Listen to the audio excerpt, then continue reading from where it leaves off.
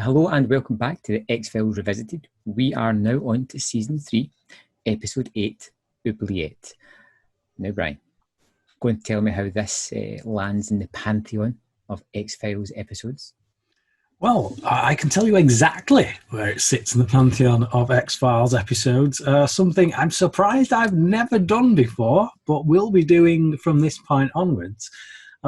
This particular episode ranks number 124 out of 217 episodes. That's based on the IMDb ranking system. So obviously the scores that people give the episodes, the individual episodes on IMDb, based on those scores, this episode sits somewhere around the middle, which is at number 124 of 217, which surprises me. It must be said.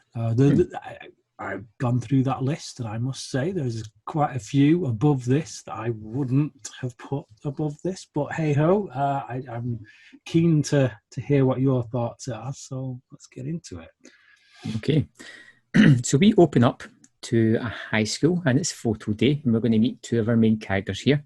We're going to meet Amy and the most stereotypical creepy guy you've ever met. If you imagine in your head how you think a perverted paedophile type guy would look, Carl ticks every single box. You know, when he showed up, I instantly had flashbacks to the episode Irreversible, the one that before we viewed it, I was, like really big on, and then you watched it and were like, just... Yeah, the guy was just like proper creepy. There was no way he was going to blend into society in any reasonable kind of function. This guy is the same. You take one look at this guy and you're like, there is no way this dude is blending in because he's got weirdo written all over him. Yeah, a grown man like that, standing in a gym hall, looking at young women, literally salivating, should have been escorted out of the building. You're like, dear God, why? Anyway, it's fair to say that we know that Carl is going to be the monster of this episode. Absolutely no disputing it whatsoever. Yeah. And then we get to see Carl developing pictures where he gets... Okay, can I just say, I just wanted to point out the casting, which you probably won't know because you've not seen Firefly, have you? No. Right. Fans of Firefly will notice that the girl who plays Amy is none other than Jewel Staite, who is from Firefly, would go on to make Firefly. Very, very good actress. Shows a lot of range in that particular show and does here as well. And someone I actually got to meet once and turned out to be a lovely person. So I went to London Film and Comic Con back in 2006-ish, 7-ish, something like that. Met her, got a photo with her, and she was absolutely lovely. Sat and chatted with me for a bit. Great stuff. But yeah. Here she's in her teenage years, one of her early first kind of roles, I think. Yes. So we jump to Carl, who is, shall we say, like getting overexcited with his arts and crafts. He's cutting out a picture and just seems way too excited doing it as well. Yes. And then he's got a little picture of himself, a little picture of Amy, and then he's in his little oubliette taking pictures of it. Yeah. He's got. Oh, so that's what Oubliette is it? Oubliette is it's a French term for a hidden dungeon that you can only access through a door at the top of it. Ah, right. Well, there you go. After 30 years of watching the X-Files, I finally know what oubliette actually means. You'd have thought I'd have looked that up by now, but never have. But yeah. There you go. You learn something every day. This guy is really kind of throwing out some Buffalo Bill vibes. Yes, he certainly is. Full on. But Buffalo Bill was an actual mental patient. He was someone who had been in psychiatric care. This was not something that was ever in dispute. Whereas our guy here is someone who holds down a regular job, which Yeah. Well, not for long though, because he gets fired. Not for long. And then we kind of cut to Amy in her bed sleeping as Carol climbs in and steals her, which is a rather creepy scene. Yeah. Any parents who watch that will probably be extremely freaked out by that. Yeah. Made all the more creepy by the fact that her younger sister is sleeping in the bed opposite from her. Absolutely. Watching this one, just a little bit terrifying. And then we jump to our other main character of this episode, Lucy, who is working in a diner, who is just getting like harassed by her co-worker for pouring the wrong size of drinks. And she suddenly has a nosebleed and then passes out on the ground. Is it just me, or does everybody go into an instant case of social distancing at that point? Because it's just like, you got that one co-worker who does seem to just wander off and make a phone call, presumably to the police. But everyone else just kind of stands there, gawping, like, oh, what's going on with that? No one goes. Especially the folk at the counter. Yeah. The ones at the counter are like, oh, what's she doing? Yeah. Like, no one goes and checks on her, like helps her, you know, like just puts a hand on her or anything. It's just like somebody's in the background just going, serves her right for getting the wrong size of drinks. That's what you get for giving me a Pepsi and not a Coke. Yes. And she's kind of saying the same line, nobody's gonna stop this or us. And our watch reads 10:05, the same time the girl was kidnapped. And her nose bleeds, so her nose gushes blood, the same as Amy's. I've never kidnapped anybody, and I'm never going to, Brian. I just want to throw that out there, okay? So I haven't been considering this, but is 10:05 at night the prime kidnapping time?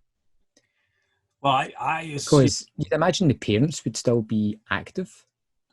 Not necessarily, because it depends what kind of shifts they work. I mean, I know, like my brother, him and his wife are always in bed by 9, so they're gone by 10 because he works shifts driving an ambulance and that. So and I assume that this guy is the kind of guy who's going to, scope out her house a bit, a bit like Red Dragon dude. Dalahide, scope out the place, check what the time. I mean, that's what these people are often like in it, or certainly depicted like in movies. So I didn't really give it a second thought. It is interesting, the time, but you do have to find a time that is reasonably late enough for this to happen, and also to have someone still working in a diner. And a packed diner. Yeah, 10 o'clock at night. Everyone's out at the diner. Just like, I need to get me some munchies.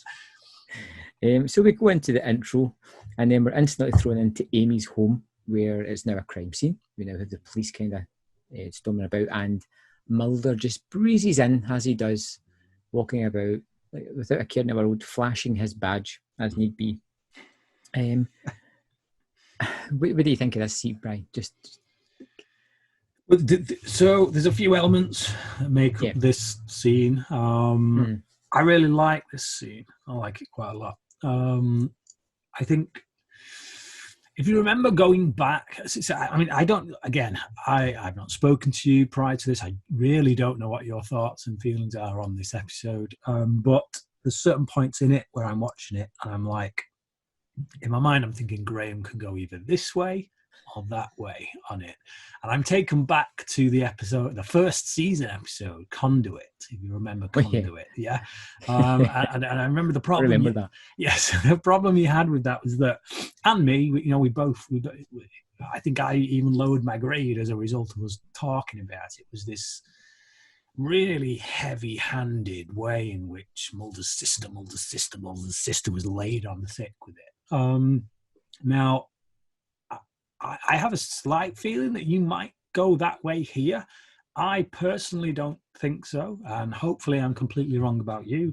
I think this is trying to do much of what Conduit tried to do, but it does it in a much, much better way. So like, obviously we know Mulder's past. And a lot of the problem with Conduit was that it was very early in the series, so they did have to lay off all this exposition on pretty thick or whatever. But here we know his past now, so he can go into a situation, he can go into a room where he can talk to the mother of a girl who's gone missing and trying to console her, and her saying, sorry, but how would you know how I feel? And then walking off. We know what a knife in the heart that is to Mulder, because we know exactly how he feels. We know his past. I thought that was really funny. I thought it was like a Sixth Sister burn. Just like, I wanted him to turn around and just be like, my sister was abducted by aliens. Yeah. Bitch, please. I just thought it was kind of funny. Yeah, but it shows what kind of a man Mulder is, that he doesn't do that. That he doesn't.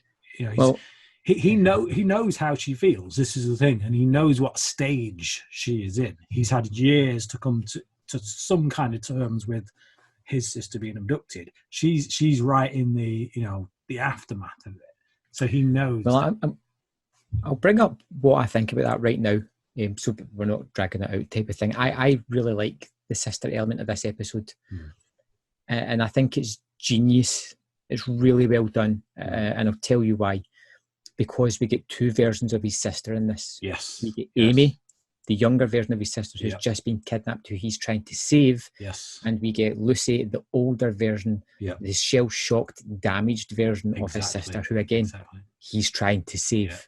Yeah. And it's the version of his sister that he may very well get back at this point. So if he was to find his sister at this point, so, the person he's still looking for, he this is the kind of woman he could end up finding. Someone who is broken at the end of of it, whatever it is, and just kind of, obviously not to jump too far ahead, this is the woman who embraces death by the end of the episode. So so absolutely great observation.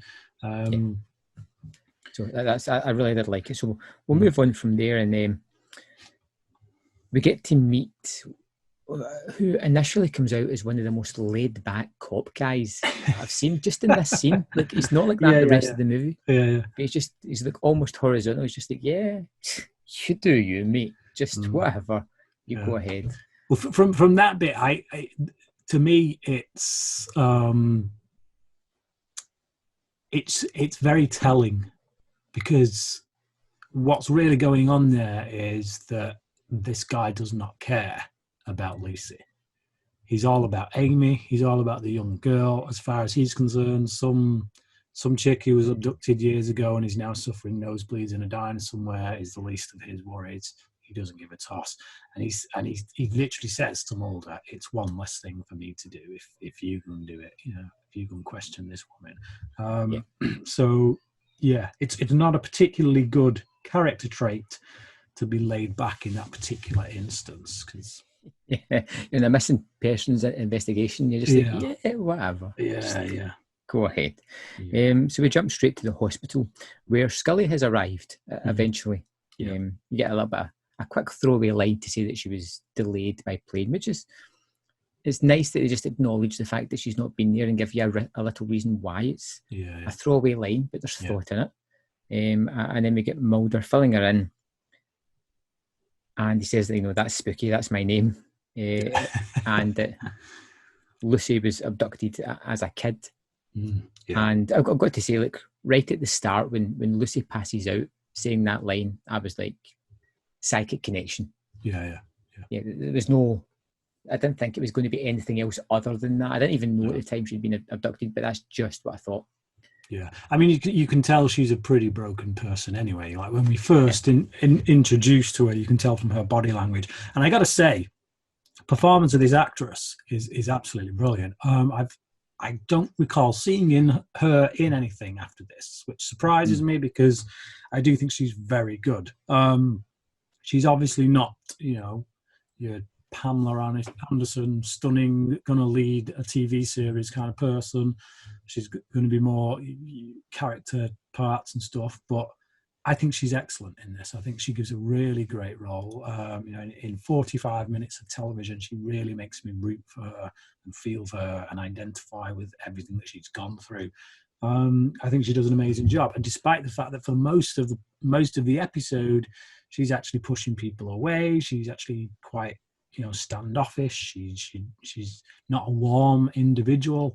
I think in the wrong hands, it could come off pretty, despite knowing what she's been through, it could still come off as like, get over yourself kind of thing. But no, she's so rooted in what she's been through and how it relates to this case that is now going on. I feel for her every step of the way, even when she's pushing people away and kind of being all timid and whatnot. So yeah, great performance. So we're in the hospital room with Lucy, and Mulder and Scully are questioning her, and she just wants a cigarette. Yes. Yep. Yeah, she just doesn't want. She just doesn't want to know. Basically, she doesn't want to be dragged back into this. As far as she's concerned, she's only just started to get her life back on track. Some kind of semblance. She's living in a halfway house. For crying out loud. She's now sober after being on drugs.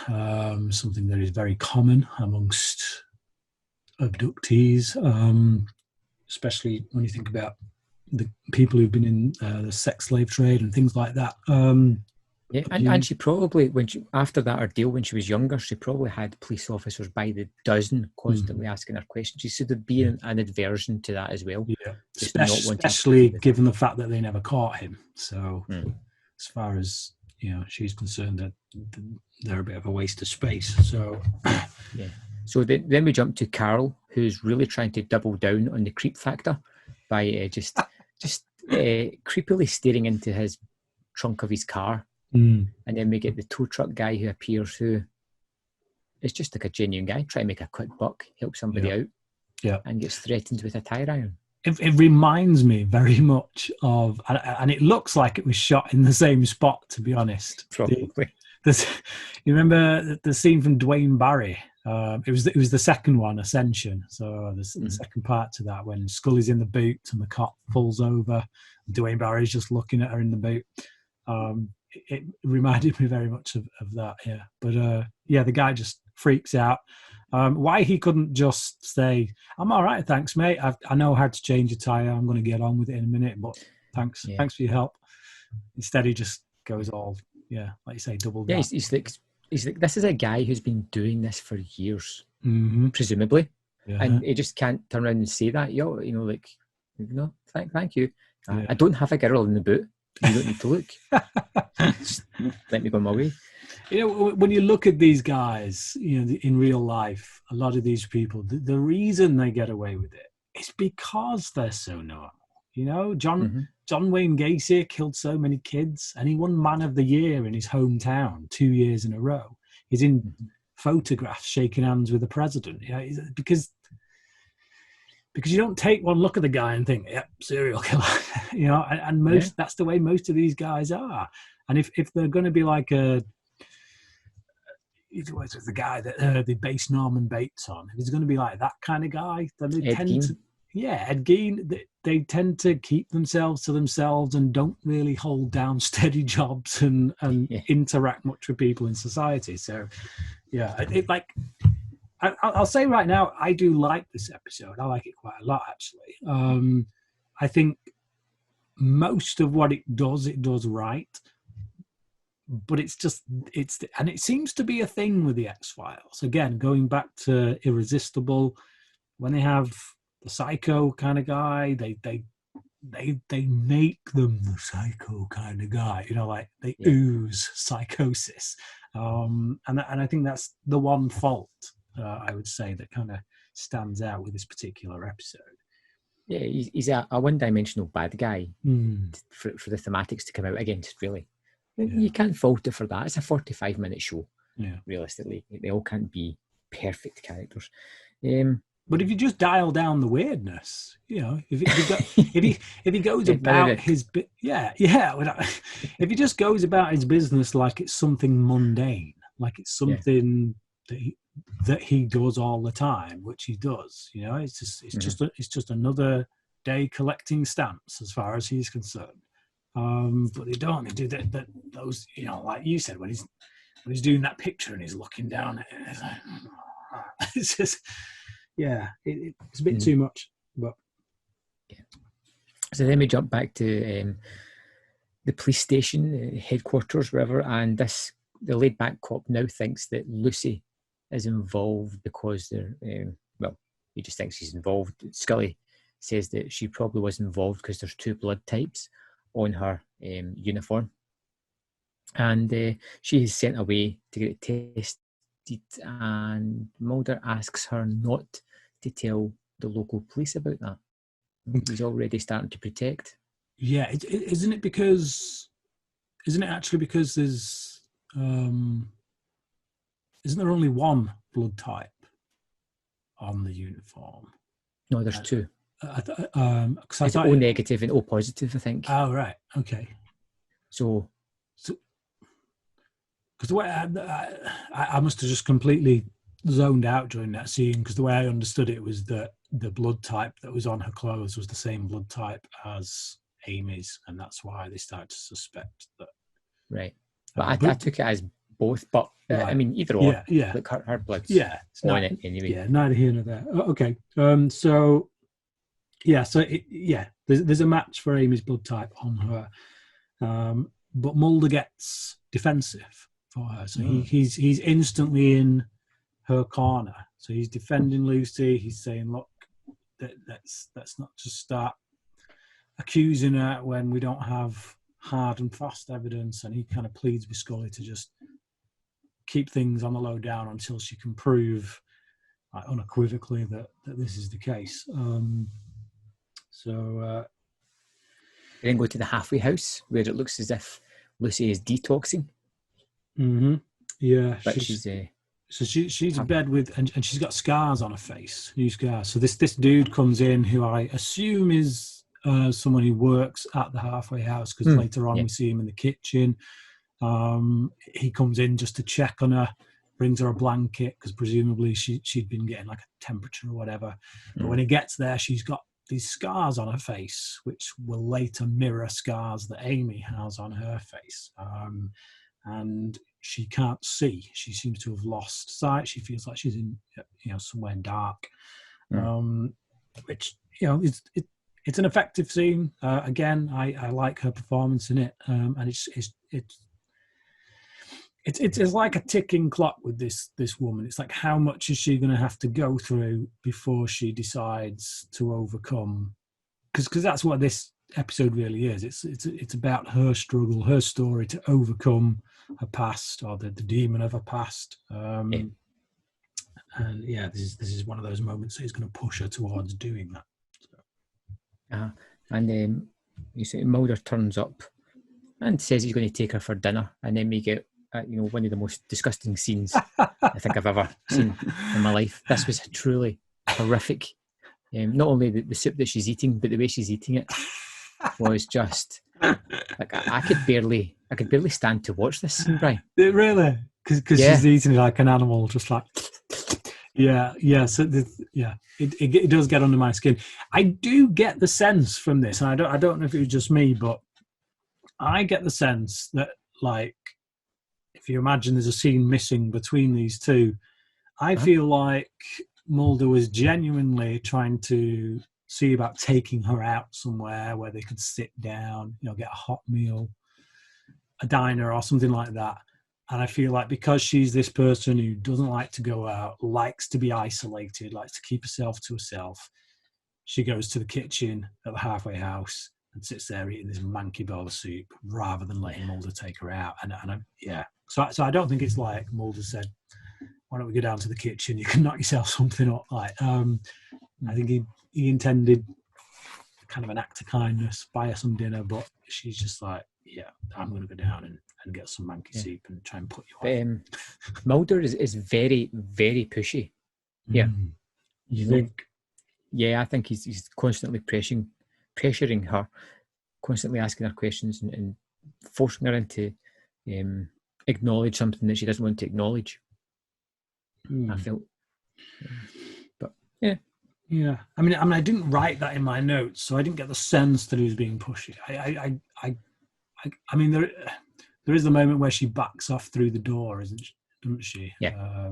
And because he does touch her, and she just says, I don't yeah. like to be touched, which again was a really great scene. I feel like everything in her movements, the way she acts, that just she opens the door about 4 inches and squeezes through it. Yeah, and it's just everything's so tight with her. She's so, like, she brings everything into the tiny space. Like, if you think about people with a personal bubble, her personal bubble is very small. It's like, just don't let anything out, don't let anything in.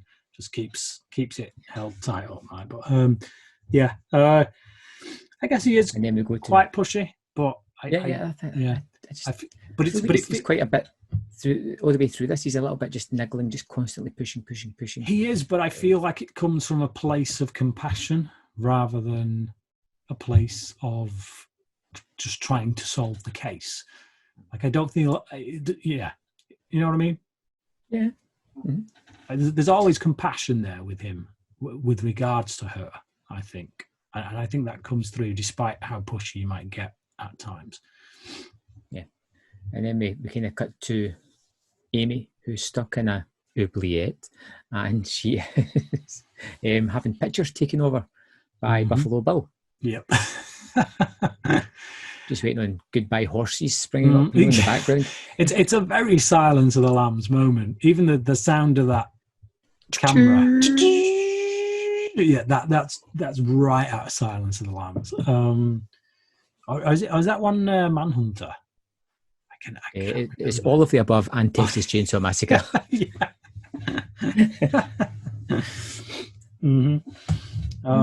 Yeah. So we have Carol, who, after taking his pictures, he leaves Amy alone in the house. She hears him leaving and quickly notices a little light, at which point she begins to break. No, not yet.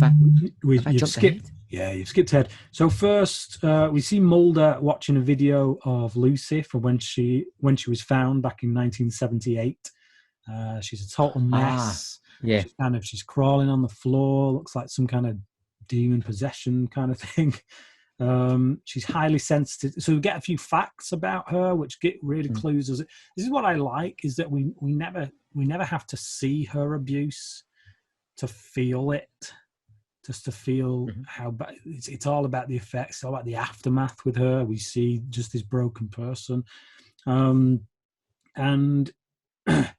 so when she was when she was found, she was really sensitive to light, which because she'd been kept in this oubliette for so long. Yes. And her communication skills for someone of her age, bearing in mind she was kidnapped as a child, she didn't develop much further after that, because the kidnapper wouldn't talk to her, wouldn't communicate with her, so she just kind of switched off.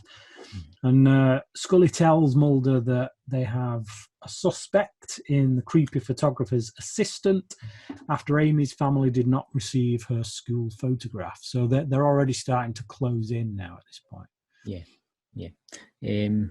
What did you think of that scene?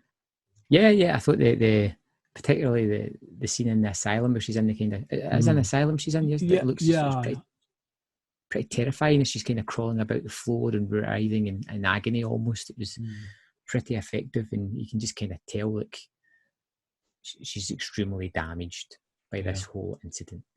I did like it. It makes me think of I don't even remember there's a couple of cases actually a few years back. There was one in Australia.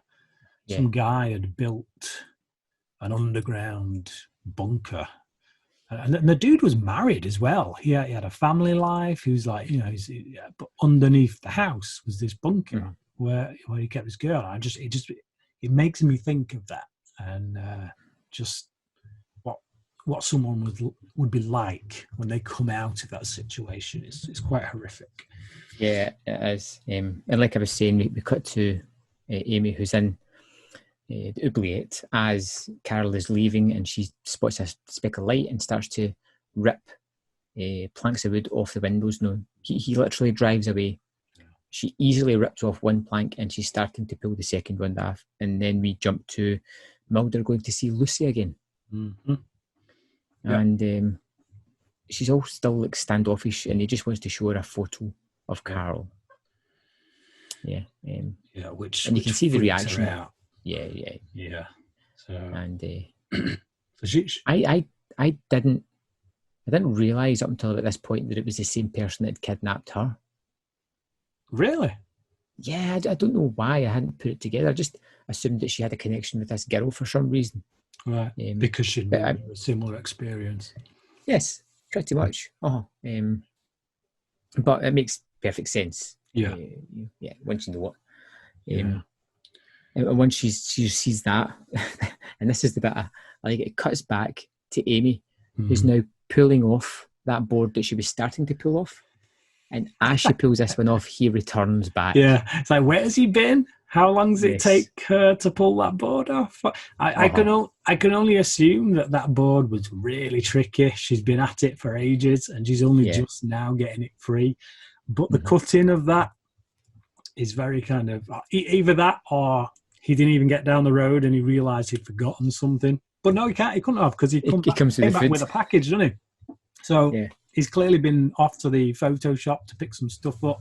So yeah, it's literally taken her an hour, half an hour to bust this one plank off. But yeah, hey ho. Yeah, whatever. You're picking holes here, quite literally. Yeah. So, and then we have a really nice interspersed scene here between Lucy and Amy as they're both running, one through the inner city and one through the woods. What do you think of this scene? I really like it. So well interspersed, in fact, that actually at one point I didn't know who I was following. So they cut between these two women, like you say, one running in the forest, one running out in the street, and there's a bit of a cut where you go from one to the other, where I'm like, who am I following now? So yeah, that was nicely done, I thought.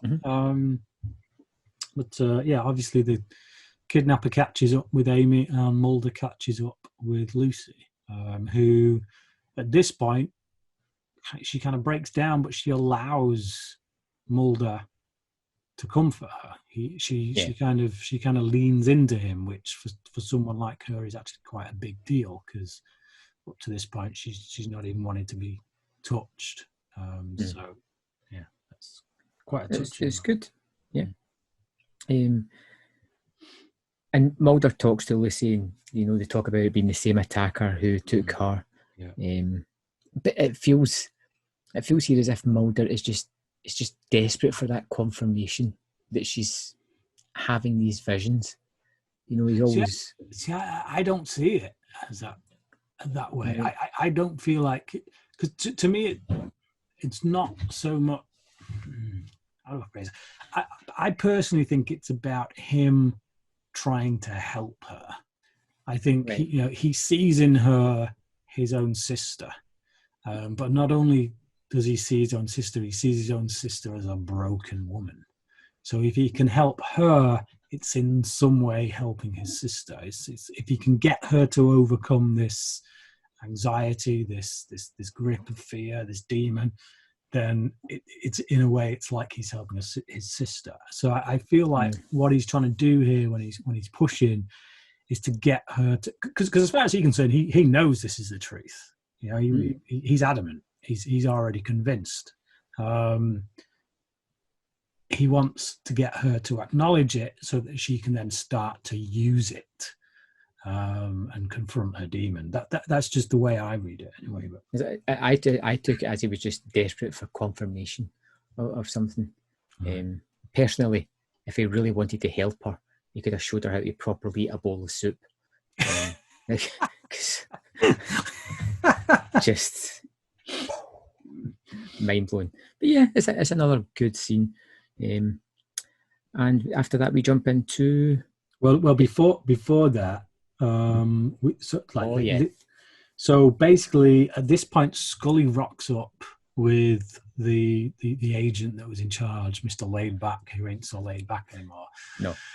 And they're there to arrest Lucy, because it turns out the blood that was on her wasn't just the same blood type, it was actually Amy's blood. And to which Mulder pretty much ascribes the theory that, she literally bled Amy's blood because she's connected to her in such a way that, she feels what she feels, she sees what she sees, and she believes what she believes. So, but in that moment, Scully. We're jumping ahead again, I think. No. Sorry, I think I jumped ahead with the thing I just talked about. But in that moment when Scully rocks up to arrest Lucy, and Mulder is dead set against it, Scully tells Mulder that he can't see that he's too close to the case, and that it's really about his sister.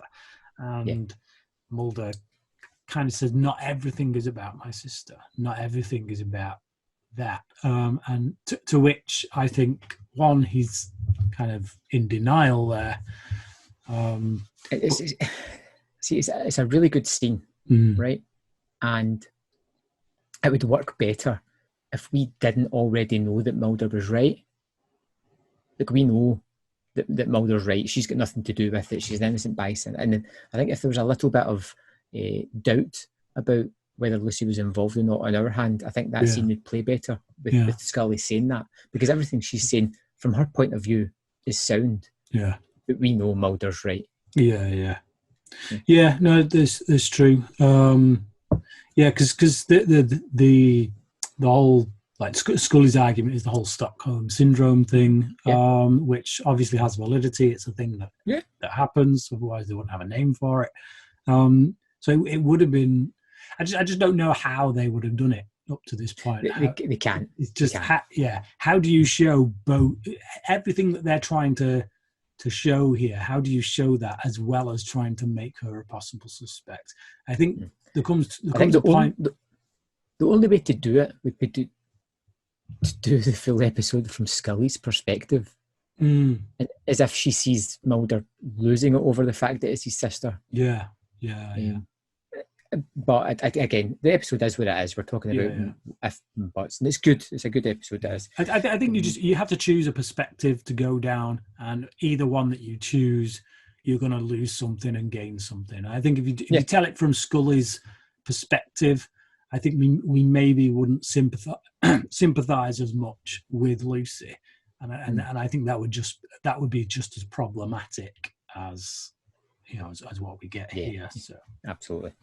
And then we go to Amy getting a row. She's getting told off for running away. Carol just wants to look after her. He just wants to protect her and keep her locked in an oubliette and molest her for years because he's such a good guy. Yeah, tells her she shouldn't try to run away. The scene doesn't really add anything narratively speaking. It's one of those scenes that you kind of need to put in there to bridge the gap between the stuff that's actually important. But I do think Jewel State gives a good performance in it. Yes. She just wants a drink, and he kind of lords his control over her, and then he gives her a drink, and then he tells her to put the lotion on her skin. And so we go to the city headquarters again, and this is one of my favourite scenes where the cop, who was non-douchey at the start, who has become complete douchebag cop, is adamant that Lucy is the person they're after, and asks Mulder for a reason why she isn't, why the blood was on her. Of which course he says she bled it, and then we have the perfect reaction shot from Scully. She just kind of, oh God, why? You lost it, Mulder. You're man, you had him up to that point. You had him, but you had to go. It's there. These little looks that just make it for me, Brian. It's all those little things that just, because you're so ingrained with the two characters, like, and they've created the characters so well, the two main actors, that when you see little looks, you know exactly what they're thinking. And that's part of the magic of the X-Files. You're into both these characters, but what a look you don't. Yeah. So the guy that Carl freaked out earlier, who pulled over to try and help him. He's come in to tell the police what happened. Obviously, with everything being on the news about the girl going missing, he's thinking, hang about, this could be something. So he's gone in, he's done the dutiful good citizen thing, told the police about it. And the place where it happened is right near somewhere called Easton, which just happens to be where Lucy was found when she escaped all those years ago. Now, I do like this Good Samaritan. I mean, not Good Samaritan, just like you say, doing your duty. You've seen something off and you report it. Yeah. But, I mean, I know this guy drives roads and tows people and stuff like that, but the way he just swaggers over to that map, just is like, there, which looks like a bowl of spaghetti to me. I've had a map before, and it's Which way's north? Which way's south? Yeah. And which way are we facing? It always gets me in films and TV when somebody says, "Which way did they head?" and somebody goes, "They headed west." It's like, how the hell do you know that? It's like, in fact, where I'm standing right now, I cannot tell you which way is north, south, east, and west. No chance. So I would love to see just Mulder turn away, going, "Look," and then look whipping out a compass. But again, I've seen a lot of the X-Files episodes where they feel as if they need to like just bring in an outside character we've never seen before to give them a key piece of exposition that's going to lead to the bad guy. Yeah. There's a reason that this man can help them. Yeah. You know, he's been in the episode already. We've seen him. Yeah. And I like it. It's that kind of thought, you know, where they've planted that idea earlier on. It's setting it up for a payoff, isn't it? Rather than just at the last hurdle, randomly throwing it in there. It's I feel it's just another scene just to show the guy has been creepy, but it's leading towards something. It's still slightly contrived in the sense that you can see the reason for it. Oh, they're obviously setting that up, but it's just, they could have just brought this guy in to the police station at the end, and he gives a testimony. Oh, I saw this, and then that'd be like, oh, all right, why don't we see that? It's just, but no, it's all right. It's good. It's a nice setup. And then we have a small army of police, like as loud as they can, descending on Easton. They're proper giving the game away. Sirens blaring, like screeching round corners. Carol just got to love those small town cops. Yeah, and Carol watch one too many Main Street. Yeah. I think they watch one too many movies and TV shows. Yeah. Just like, is this the time? Is this the time we get to put our sirens on and we're screeching? Yeah. So, but Mulder and Scully drive to the photo shop in Easton because Mulder actually uses his detective skills, rather than just hitting the pedal to the metal kind of thing. He thinks, actually, we know this guy's a photographer. We know he lives in Easton. Let's go and check out the photography shops in Easton and see if he's been in there buying some stuff. So while the rest of the police have completely given the game away they're doing donuts on Main Street with like their little sirens playing. Mulder. So we can only assume that Mulder's went into the shop, got the details, and now they're on to get Carol. Yeah. By the time they get to Carl's place, he's gone and taken Amy with him. But Lucy is scrambling around the room where Amy was being kept. Yeah. And it's never really explained how she got there. I feel like she's kind of made a choice at that point to look for this girl. She's kind of, I think, obviously once Amy is taken out of that room by the killer, Lucy is going to be able to see what Amy sees. So I think that leads her to the place. It's like, I get where you're coming from though, because we've had this kind of sense from Lucy throughout the whole episode, where she just doesn't really want to go there. She doesn't want to be a part of it. She doesn't want to see this guy again. So it is strange that she would choose to go there if it was indeed a choice. Yeah. And obviously, this kind of reaffirms everybody else's position because she's Mm-hmm. in the home where the kidnapping's taking place. Mulder's kind of comforting her, the arms around the shoulder. He's got a blanket on her. He's going to take her into custody to the car. Yeah. The agent in charge, like you say, considering he was so laid back the first time we met him, in this scene, he's an utter douchebag because he pretty much just out and out accuses her. There's just no tact with him at this point. None at all. And then we get to the car, and Lucy starts to freeze and choke a little bit, and Mulder kind of theorises that they're in water, but the car's been abandoned in the opposite direction where everybody else is heading. Yeah. So he knows there's a river on this side of the house, so assumes that must be where they'd be. And obviously Carl has abandoned his car on the other side and then doubled back. So Mulder goes chasing after her while the cop that has been kind of assigned to watch Lucy just kind of stands there, not really knowing what to do while she drowns in the back seat. Yeah. Should I give CPR? Should I stand and watch? Yeah. In all fairness to the guy, it's reasonable to assume he wouldn't really know what's happening because it's not every day that coughing up water. Yeah. Why would somebody just be coughing up water when they're in a car and they've just been seen kind of breathing perfectly fine a few minutes ago? Yeah. So I think I'd be just as freaked out as this guy, to be honest. Mm-hmm. And we get Mulder and Scully arriving at the river where Carol is drowning Amy now because she can't go on anymore. And Mulder just shoots him. Yeah.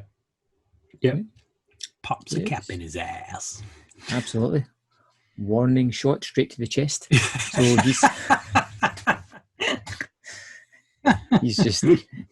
he's out of commission. And then we get them pulling little Amy out to the shore, where there's an awesome scene of mouth to mouth with Lucy receiving the breath. Yeah, he's doing it on Amy, and then we cut to the car. And it's easily done, but it's a really effective scene. Yeah, and it's also right.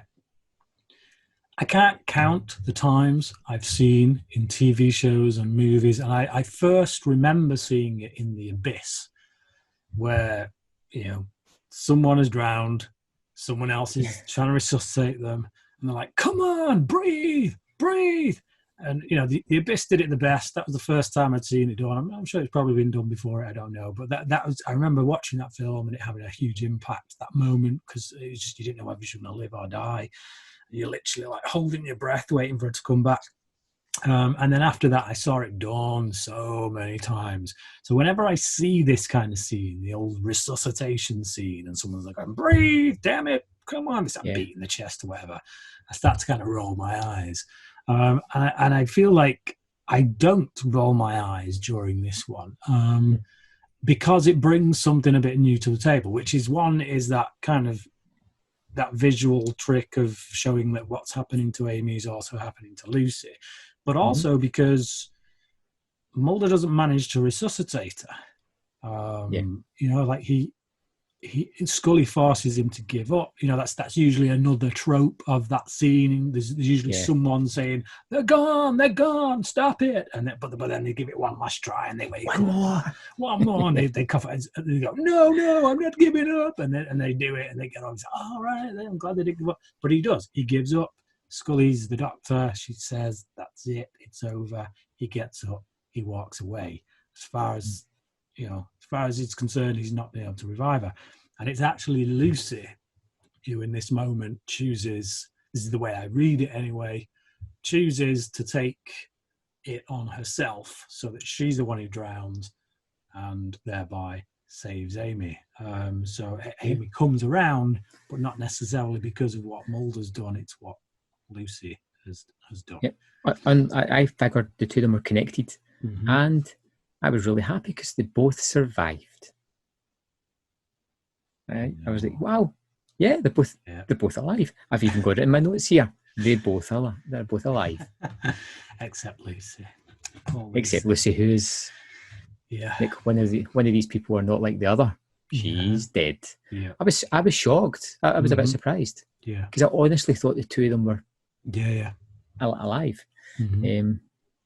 And Mulder has a little cry. Yeah.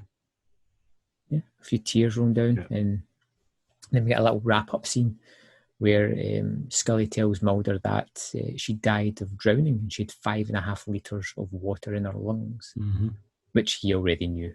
Yeah. But he says, he gives a bit of meaning to her death, I think, because he says that, you know, she died. She chose it, basically. She chose to go. She was ready. She didn't feel like she kind of had a place in this world anymore, and she just wanted it to be over. But in doing so, she saves Amy's life. So it's a really somber ending. It's a really kind of gut-wrenching ending, I think, for anybody with a heart, because I do feel for this woman. Everything she's been through, and she doesn't get to have any catharsis, really, beyond death. So... Yeah. I liked this episode a good bit. I found it was really quick paced. It felt as if it was going to scene, like constantly scene moving. Yeah. I like the duality between the two versions of the sisters. You know, the younger one just been kidnapped and the older damaged one. I thought it was well executed and it was quick. Some good atmosphere at moments. I think that the bad guy was a little bit underdeveloped, but he wasn't the focus of this story. He was a pedestrian, almost bad guy. You know, just nothing supernatural about him, nothing out of the ordinary about him, just your run-of-the-mill serial kidnapper, weirdo. But yeah, a good episode, fairly strong. And for me, I gave it 4 out of 5. Yeah. I give it a 4 out of 5 as well.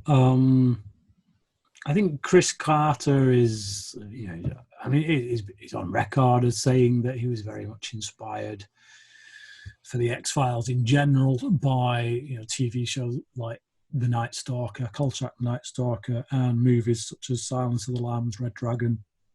And this is definitely one of those episodes that is, is writ large with that particular element. I think they stumble a bit on the killer, killer/kidnapper, but he's not really the main focus. It's not really about finding him. It's about dealing with these two women, particularly Lucy, and how that relates to Mulder. So all of that stuff is really strong, really well handled.